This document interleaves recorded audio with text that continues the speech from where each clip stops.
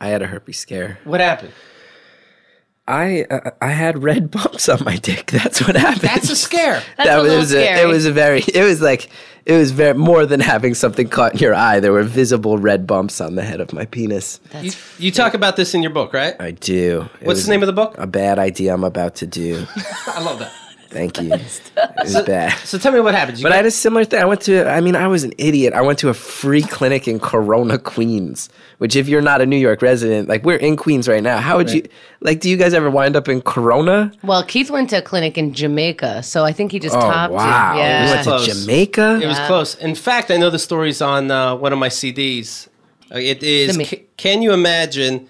And the tracks, track 5, healthcare, track 6, penis rash. Yeah. And they're twisting my dick. I mean, it's a guy doctor. He has one, right? He should know. Mine was a lady. Yeah. With a Q-tip like that long, right down the penis hole. Right down the penis hole. Yeah. Do you watch that when that's happening, or do you look away? No, you look away. You look away when a Korean woman puts a giant Q-tip down your urethra. Yeah, you look away. And did you notice there's no tender loving care? They were really ramrodding me. But the worst part for me was when I took my pants off, she looked at it, and my pants weren't even on the ground yet, and she was like, "Oh, you have herpes," and I was like, "Oh no, what?" And she's like, "Don't worry, we'll like test." That. But then this clinic. I sat there. I mean, it was so poorly run. It was Jumanji was playing in Spanish in the lobby. I was just watching a Spanish language version of Jumanji. And I sat there forever waiting for my results. I was the last guy. And this guy finally came out. He's like, "Why are you still here?" I was like, "I'm waiting for my test results." And he was like, "Oh, those have been done for like half an hour." And I was like, "Great." And he's like, "You're clean. You don't have syphilis, chlamydia, or gonorrhea." And I was like, "Great. What about herpes?" And he goes, "We don't test for that here." Oh, come on. And I was like, "What are you talking about? That's what they thought I had."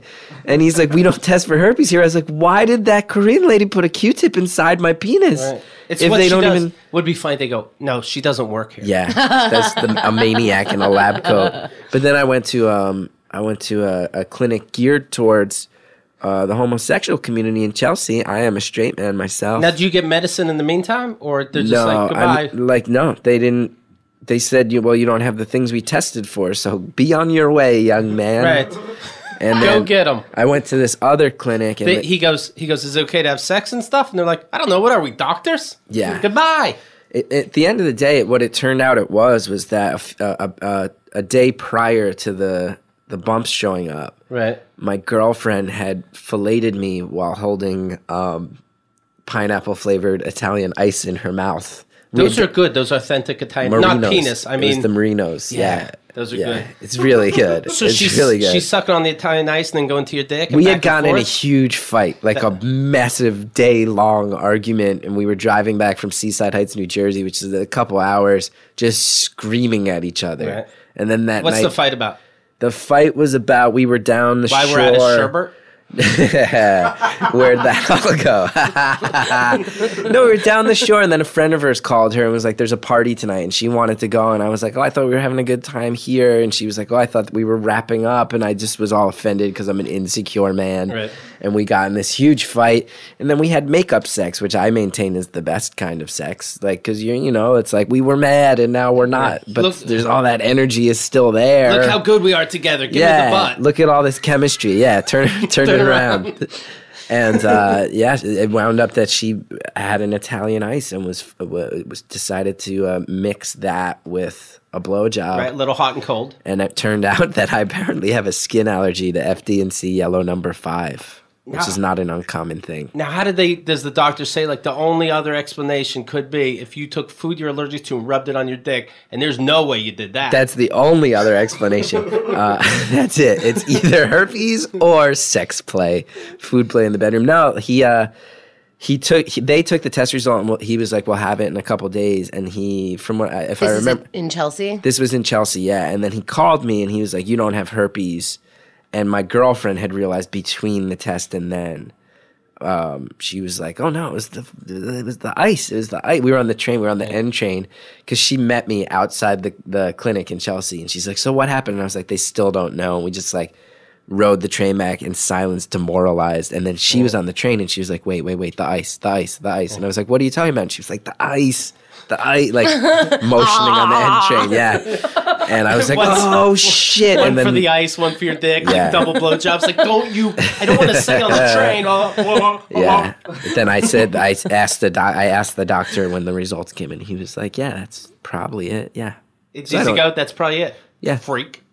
No. I mean, because that was one funny thing he said. Like, I had been really so, like, nervous and ashamed and, like, really, you feel on the ropes. And the first clinic I went to was just, like, a disorganized mess. But I went there and I was like, well, this thing happened and I'm really feeling uncomfortable sharing it. And, like, it's like that maybe they think it might be herpes. And the bumps had gone away by that point. But I was, like, describing them and I'd actually taken pictures of them. And I was like, if you want to see pictures. And he's like, dude, you're being really uncomfortable about this, but just he goes, it was the best thing. He was such a nice guy.